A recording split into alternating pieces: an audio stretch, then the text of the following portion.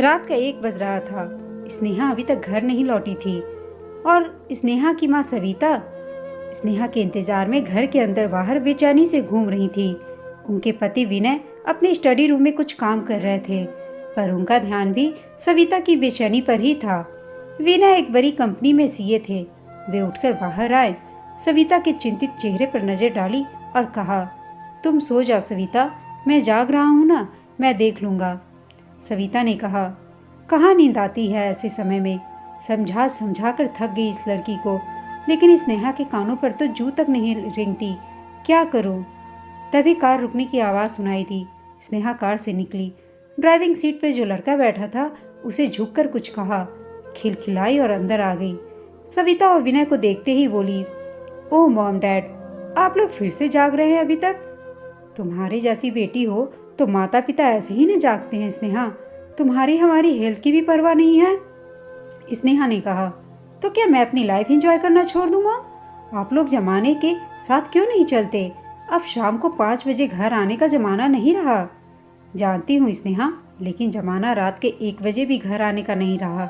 सविता जी ने कहा, मुझे तो लगता है पेरेंट्स को चिंता करने का शौक होता है। अब गुड नाइट, आपका लेक्चर तो रोज चलता है। कहते हुए स्नेहा गुनगुनाती हुई अपने बेडरूम की तरफ चली गई। सविता और विनय ने एक दूसरे को चिंतित और उदास नजरों से देखा। विनय ने कहा, चलो बहुत रात हो गई है, मैं भी काम बंद करके सोता हूँ। सविता की आंखों में तो नींद नहीं थी, आंसू भी बहने लगे उसके। क्या करे, इकलौती लाडली बेटी को कैसे समझाए? हर तरह से समझाकर देख लिया था। सविता ठाणे की खुद एक मशहूर वकील थी। उनके ससुर सुरेश रिटायर्ड सरकारी अधिकारी थे। घर में 4 लोग थे। स्नेहा को घर में हमेशा लाड प्यार ही मिलता, अच्छी बातें ही सिखाई गई थी। पर समय के साथ स्नेहा का लाइफ स्टाइल चिंताजनक होता गया था। रिश्तों की उसे कोई कद्र नहीं थी। बस लाइफ एंजॉय करते हुए तेजी से आगे बढ़ते जाना ही उसकी आदत थी।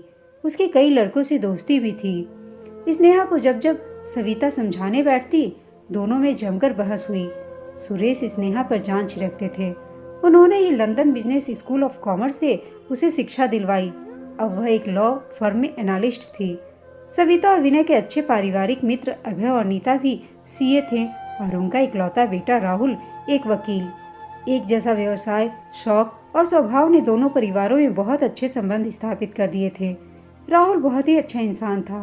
वह मन ही मन स्नेहा को बहुत प्यार भी करता था, पर स्नेहा को राहुल की याद तभी आती थी जब उसे कोई काम होता था या उसे कोई परेशानी खड़ी हो जाती थी। स्नेहा के एक फोन पर सब काम छोड़कर राहुल उसके पास होता था। सविता और विनय की दिली इच्छा थी कि स्नेहा और राहुल का विवाह हो जाए, पर अपनी बेटी की ये हरकतें देखकर उनकी कभी हिम्मत ही नहीं हुई कि वे इस बारे में राहुल के माँ बाप से बात करें, क्योंकि स्नेहा के रंग ढंग राहुल से छिपे नहीं थे। पर वह स्नेहा को इतना प्यार करता था कि उसकी हर गलती को मन ही मन माफ करता रहता था। उसके लिए प्यार, केयर, मानवीय संवेदनाएं बहुत महत्व रखती थीं, पर स्नेहा तो इन शब्दों का अर्थ भी नहीं जानती थी। समय अपनी रफ्तार से चल रहा था।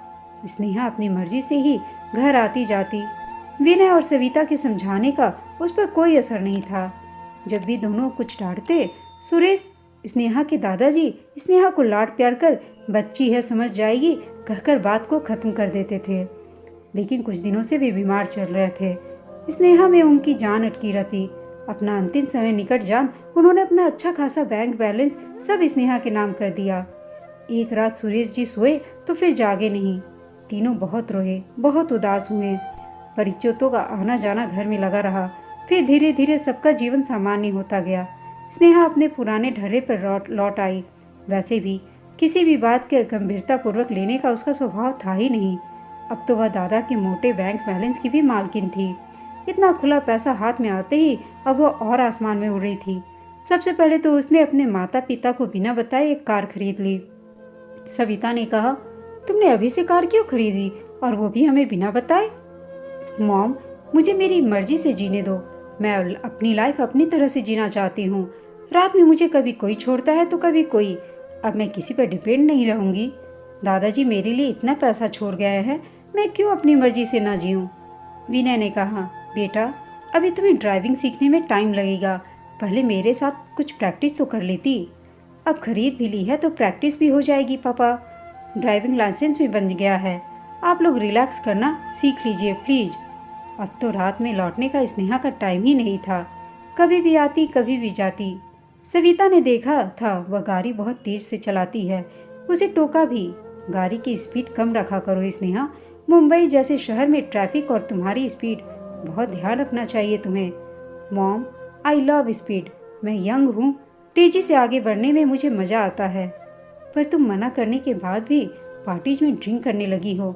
मैं तुम्हें समझा समझा कर थक चुकी हूँ स्नेहा। ड्रिंक करके ड्राइविंग करना कहाँ की समझदारी है। मॉम, मैं थक गई हूँ आपकी बातें सुनते सुनते।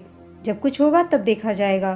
पैर पटकते हुए स्नेहा कार की चाबी उठाकर घर से निकल गई। सविता जी फिर से अपना सिर पकड़कर बैठ गई। बेटी की हरकतें देख के बहुत तनाव में रहने लगी थी। समझ में नहीं आ रहा था कि बेटी को कैसे सही रास्ते पर लाएं। एक दिन फिर स्नेहा ने किसी पार्टी में खूब शराब पी, अपने नए बॉयफ्रेंड विक्की के साथ खूब डांस किया। फिर विक्की को उसके घर छोड़ने के लिए लड़खड़ाते हुए ड्राइविंग सीट पर बैठी तो विक्की ने पूछा, तुम कार चला पाओगी या मैं चलाऊं? डोंट वरी, मुझे आदत है। स्नेहा नशे में डूबी गाड़ी भगाने लगी। न कोई चिंता न कोई डर। अचानक उसने गाड़ी गलत दिशा में मोड़ ली और सामने से आती कार को भयंकर टक्कर मार दी। तेज चीखों के साथ दोनों कारें रुकी। दूसरी कार में पति ड्राइविंग सीट पर था, पत्नी बराबर में और एक बच्चा पीछे। चोटें स्नेहा को भी लगी थी।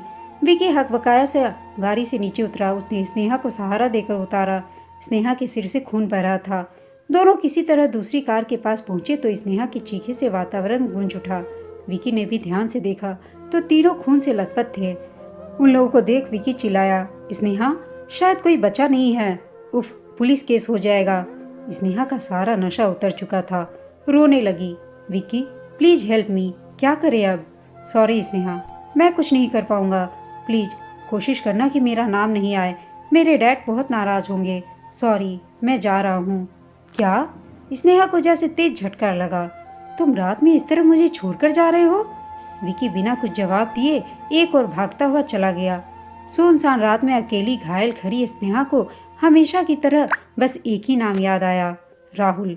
उसने फौरन राहुल को फोन मिलाया। हमेशा की तरह राहुल कुछ ही देर में उसके पास था। स्नेहा राहुल को देखते ही जोर जोर से रो पड़ी। स्नेहा डरी हुई, घबराई हुई, चुप ही नहीं हो रही थी। राहुल ने उसे गले लगाकर तसल्ली दी। मैं कुछ करता हूँ, मैं हूँ ना। तुम पहले हॉस्पिटल चलो, तुम्हें काफ़ी चोट लगी है, लेकिन उससे पहले भी कुछ ज़रूरी फ़ोन कर लो। कहकर उसने एक पुलिस इंस्पेक्टर दोस्त राजीव और एक डॉक्टर दोस्त अनिल को फ़ोन कर तुरंत आने के लिए कहा। अनिल ने आकर उन तीनों लोगों का मुआयना किया। तीनों बेहोश थे। तुरंत एम्बुलेंस से उनको हॉस्पिटल भेजा गया। स्नेहा सदमे में थी। उस पर केस तो दर्ज हो चुका था, उसे चोटें भी काफ़ी थी, तो पहले उसे एडमिट किया गया। सरिता और विनय भी आ गए। स्नेहा माता पिता से नजरें ही नहीं मिला पा रही थी। कई दिन पुलिस, कोर्ट कचहरी, मानसिक और शारीरिक तनाव से स्नेहा बिल्कुल टूट चुकी थी।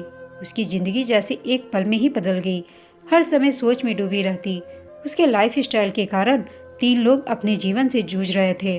स्नेहा शर्मिंदगी और अपराध बोध की शिकार होने लगी।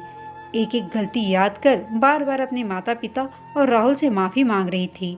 राहुल और सविता ने ही उसका केस लड़ा, रात दिन एक कर दिया। भारी जुर्माने के साथ स्नेहा को थोड़ी आज़ादी की सांस लेने की आशा दिखाई दी। रात दिन मानसिक दबाव के कारण स्नेहा की तबीयत बहुत खराब हो गई। उसे हॉस्पिटल में भी एडमिट किया गया। अभी तो एक्सीडेंट की उसकी चोटें भी ठीक नहीं हुई थी, तो उसकी जॉब भी जा चुकी थी। पार्टियों के सब संगी साथी सब गायब थे। बस राहुल ही था जो रात दिन साए की तरह उसके साथ था। हॉस्पिटल के बेड पर लेटे लेटे स्नेहा अपने बिखरे जीवन के बारे में सोचती रही। कार में 3 लोग धीरे धीरे स्वस्थ तो हो रहे थे, किंतु उनके जख्मों का ख्याल स्नेहा को नींद में भी घबराहट से भर देता।